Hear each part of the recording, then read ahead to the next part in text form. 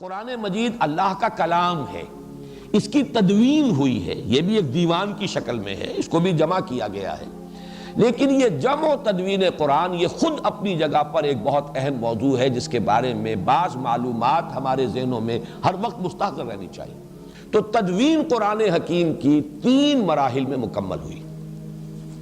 پہلی تدوین حضور کی اپنی حیات طیبہ میں ہو گئی، لیکن وہ تدوین کس شکل میں تھی؟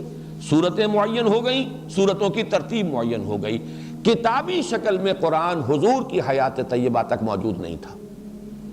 لوگوں کے پاس مختلف حصوں پر لکھا ہوا قرآن تھا۔ یہ اونٹ کے شانے کی ہڈی اسکیپولا بڑی چوڑی سی ہوتی ہے، عموماً اس پر لکھتے تھے، یا کولے کی ہڈی یہ بھی چوڑی ہوتی ہے، اس کے اوپر لکھتے تھے، یا یہ ہے کہ یہ اس کی چونکہ ربز جو ہے بڑی چوڑی ہوتی ہیں، ان ربز کے اوپر لکھتے تھے۔ بہت شاذ لوگوں کے پاس کاغذ کہاں تھا، کاغذ اس زمانے میں، کپڑا البتہ زیادہ دستیاب تھا، کپڑے پر بھی لکھا جاتا تھا۔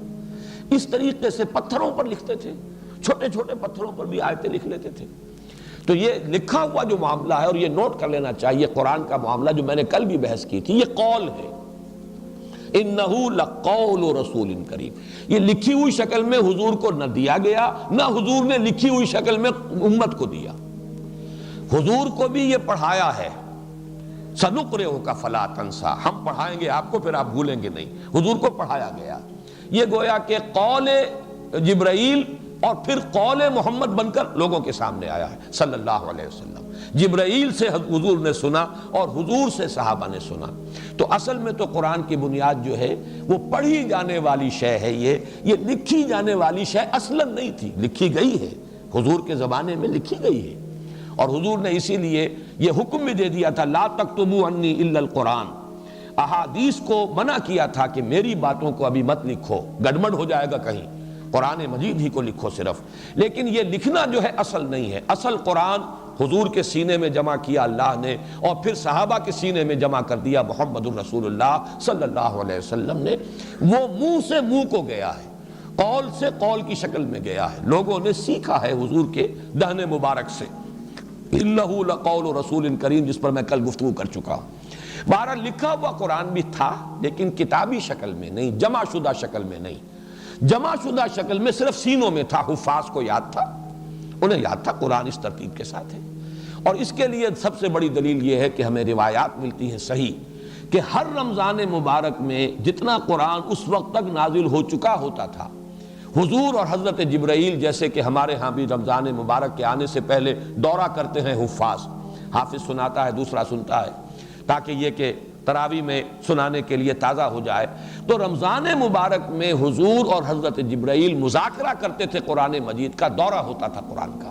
اور آخری رمضان مبارک جو آپ کی حیات طیبہ کا ہے، اس میں پورے قرآن کا 2 مرتبہ دورہ کیا ہے محمد الرسول اللہ صلی اللہ علیہ وسلم نے حضرت جبرائیل سے۔